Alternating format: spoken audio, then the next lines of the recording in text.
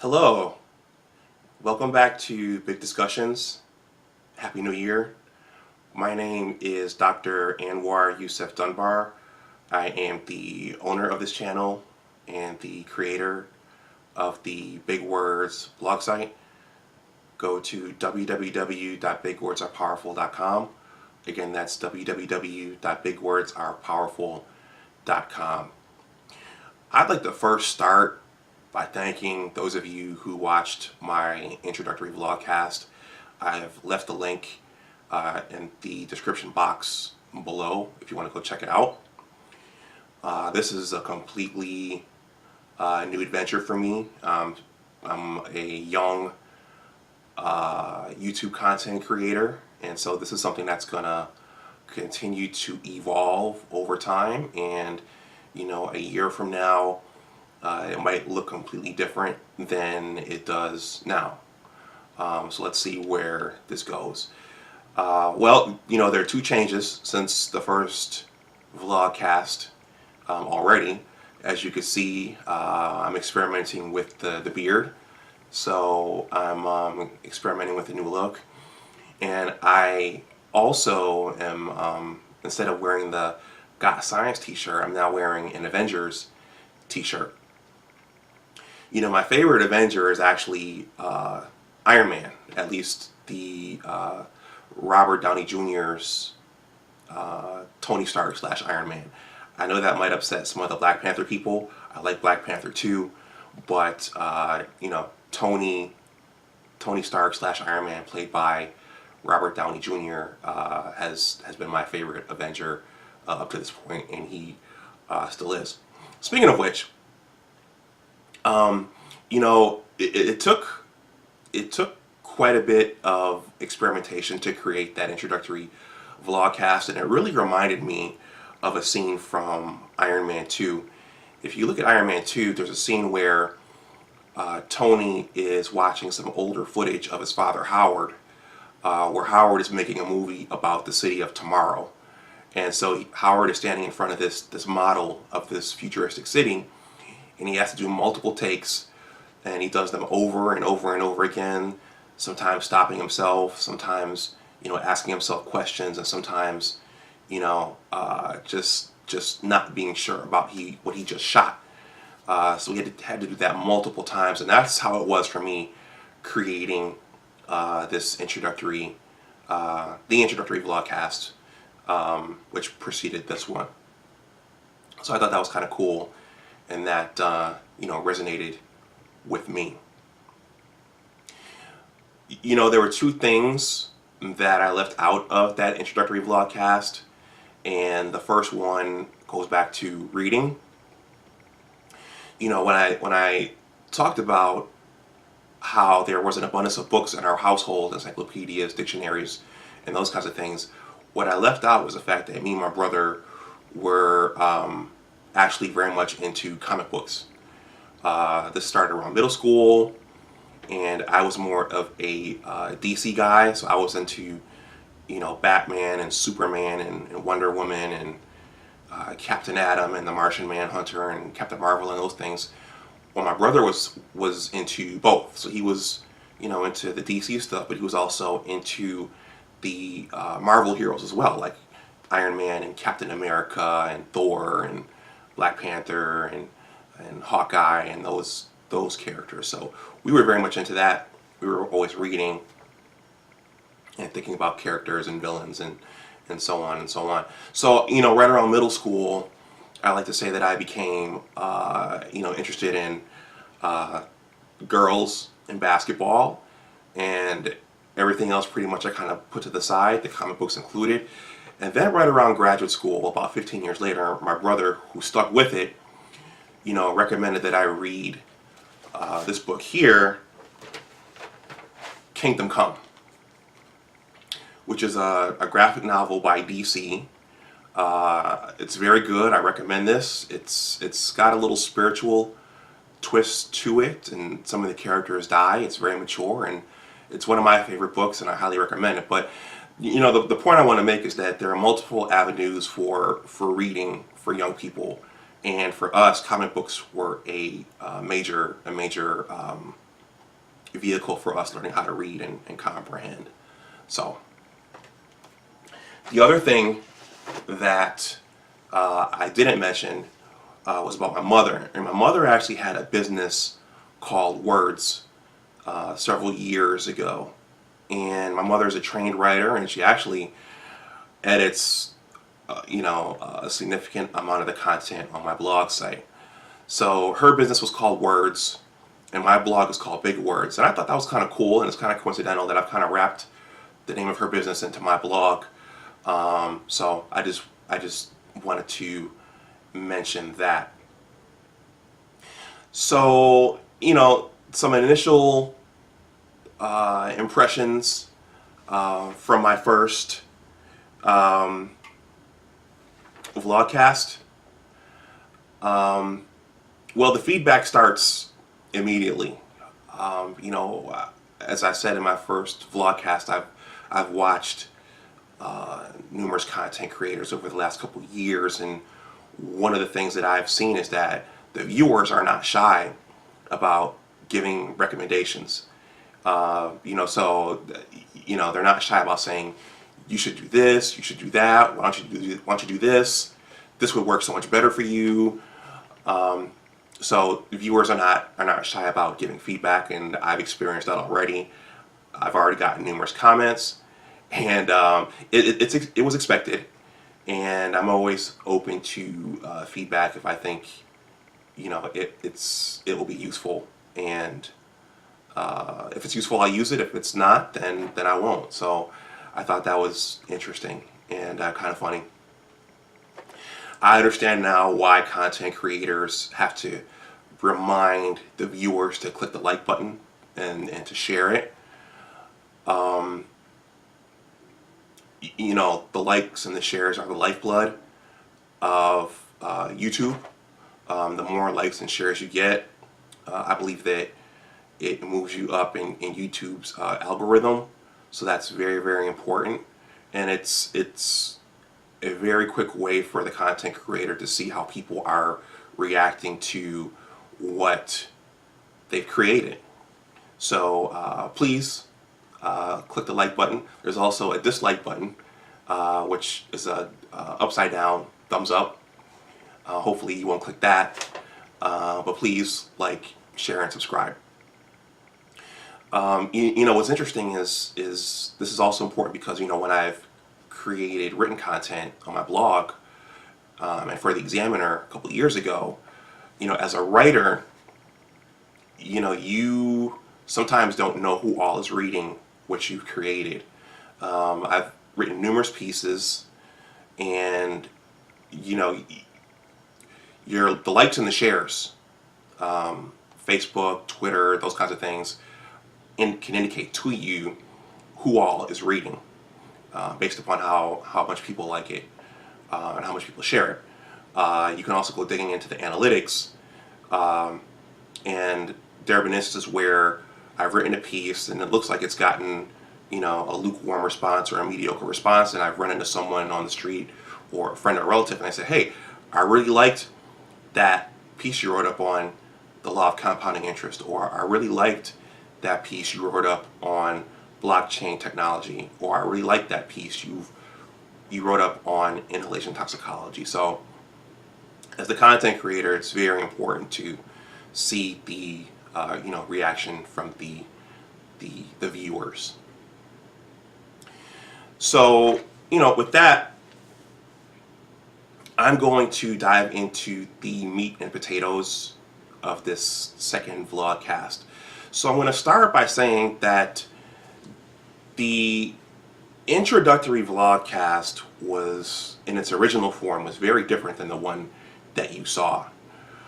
The initial vlogcast contained these two stories I'm about to talk about. So when I practiced that one and I timed it, I was consistently coming out around 30 minutes, and I wanted to keep it at 20 minutes. And so I practiced it over and over and over again, and consistently I was coming out around 30 minutes, sometimes slightly less, sometimes slightly more. And then, I just had the epiphany, okay, just take this piece out, make it its separate vlogcast, and then the vlogcast number 1 will be shorter. So it's a bit of a learning experience. So I'm going to talk about the piece that I took out right now. So these are 2 stories that I submitted on the Examiner, and these are also the first 2 posts I published on the Big Words blog site. So they always seem to go together, and I'm going to present them here together now. The first one is titled "The Benefits and the Challenges of Using Articulate Speech." So this was my first submission on the Examiner, and so you just didn't write for the Examiner. You had to give them a sample writing so that they could see how well you wrote. So and once they approved you, you'd get a dashboard and you'd get the ability to post content on their publication. So I submitted this piece and they said, yes, you can write for us. So the benefits and the challenges of articulate speech. I'm not going to read this verbatim, but I'm going to give an overview and talk about why the principle is important and where it applies, and what my inspiration was for writing this. So, it very much feeds into my principle of creating ecosystems of success. And you know that I'm a STEM professional and I am a STEM advocate. And so as a scientist, there is a huge communication component. So in other words, speaking articulately is it's a large part of what we do.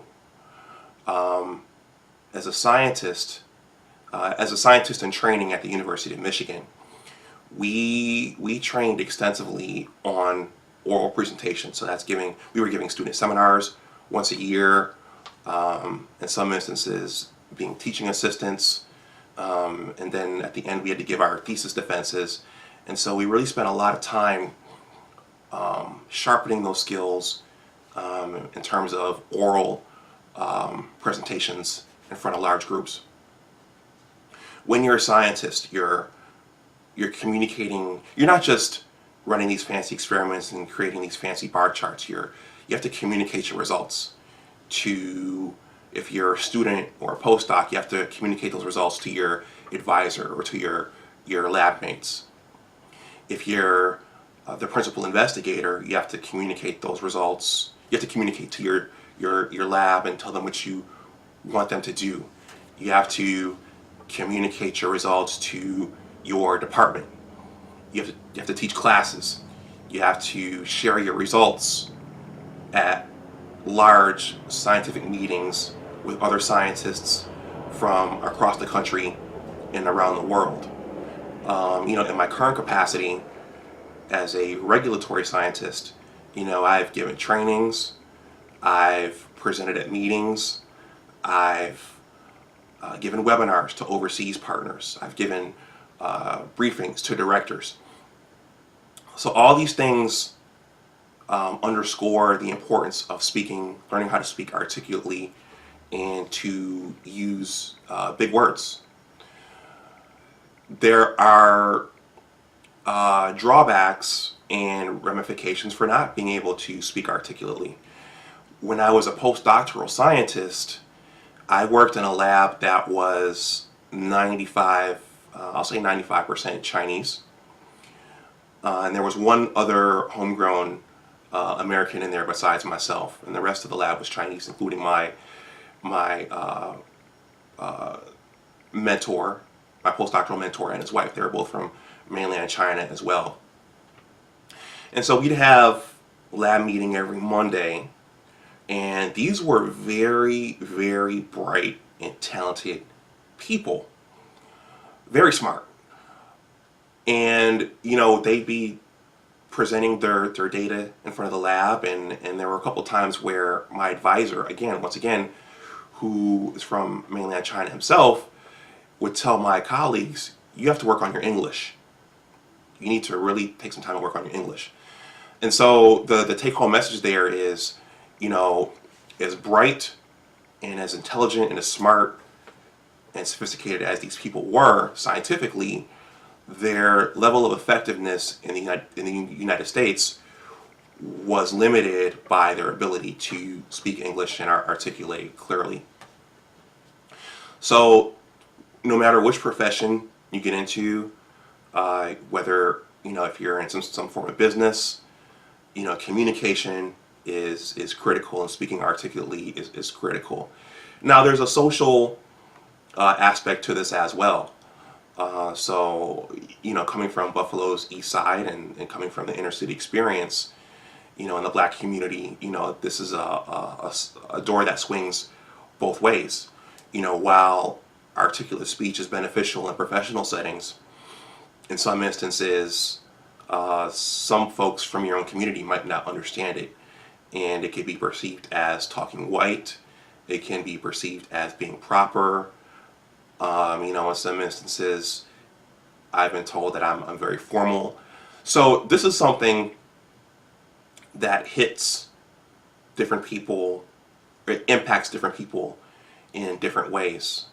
And, I encourage, any young person who's watching this, or anyone who knows a young person on the way up, to develop your vocabulary, develop your speech, learn to speak articulately, no matter who likes it or not, because ultimately it's about accepting yourself and doing what you have to do to catapult yourself forward. And this is not something that just happens in the black community. There's a class aspect to this. Some people, if you go down south, some people sound more country, like they're from rural areas, and people get offended by that, by being told that they sound country, or they sound like a hick or something like that. So that's the benefits and the challenges of using articulate speech. It's a very valuable tool, and it can open numerous doors for you, and it's something that I highly encourage. So the second story goes back to my father. And in the first vlogcast, I alluded to a gift that my father gave me that I think is potentially more valuable than any of the monetary gifts that he ever gave me. As discussed earlier, my father is a retired educator. So we've had a lot of talks about education.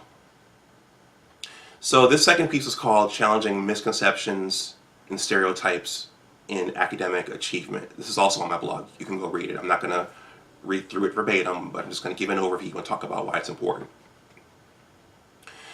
So, I grew up in Buffalo, and I went to Hutch Tech High School, which was a diverse high school, and you had to take an entrance exam to get in. So not anyone could just go to this high school. So it was diverse, and around that time, I made the conscious effort to associate more with my classmates who looked like me and who lived in my neighborhoods. And so I didn't get to know my classmates from the other ethnicities as much as I could have. And looking back, it's something I regret, because it's something I could have learned a lot about them and a lot from them. So based upon images that I'd seen in the media and just ignorance, what I saw and focused on was what I thought that I was seeing the Asian kids on the honor roll every semester, every term. And there were, in fact, Asian kids on the honor roll every term.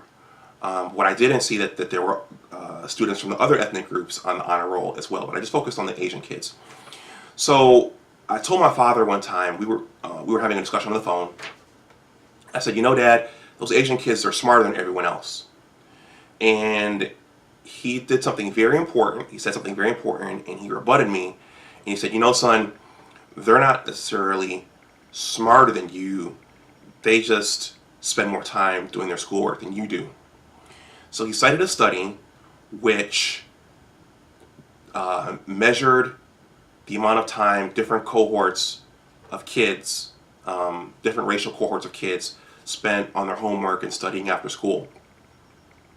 And so according to my father, the Asian kids in the study spend an average of 6 hours a week doing their homework and studying after school. The white kids spend an average of 4 hours after school studying and doing their homework. And the black and Latino kids spend an average of 2 hours after school studying and doing their homework. So my father told me, he said, it's not that they're smarter than you, it's just that their values and priorities are different. Their schoolwork is more important to them, so they spend more time doing that while you're outside playing basketball and playing video games. So it's a perception versus reality thing. Going back to my postdoctoral lab, I befriended a Chinese scientist named Chang. I'll call him Chang. And I told him the story about my father, and he smiled and he said, the Asians you all see in the United States, these are our best and our brightest. He said that there are quite a few Asians back in mainland China, for example, who work in factories and do manual labor. But it's just you all see the ones who are our best and our brightest because these are the ones that are coming and establishing their STEM careers over here in the United States. So once again, it's perception versus reality. He also shared with me that if you don't achieve early on in China, that you will permanently be segued or triaged into working in the factory and doing manual labor, which was interesting because I would have not been able to pursue my STEM degree in China because I wasn't a good student early on in my life. So again, it's perception versus reality. And that's the importance of this story, is that, we develop ideas based upon what we see around us growing up. We develop ideas, and also the media. We get ideas and perceptions of the world, which may or may not be accurate, but these perceptions shape who we are and can shape our outcomes in life. So it's really important to make sure that you ground truth what you're seeing, and that you get the most accurate picture possible. Again, this is very important today in 2019, where the media and images and pop culture are being scrutinized. And I think it's important now for everyone to ask, what we're seeing, the images we're being bombarded with, are these accurate? Are these real? Are the archetypes that we're seeing and that we're being exposed to, are these real? Are these accurate? And that's actually one of the big words. I have a page on my blog for big words, and archetype is one of those words. So what we're seeing and what we're believing, is it real and is it accurate? That's an important question we should all ask.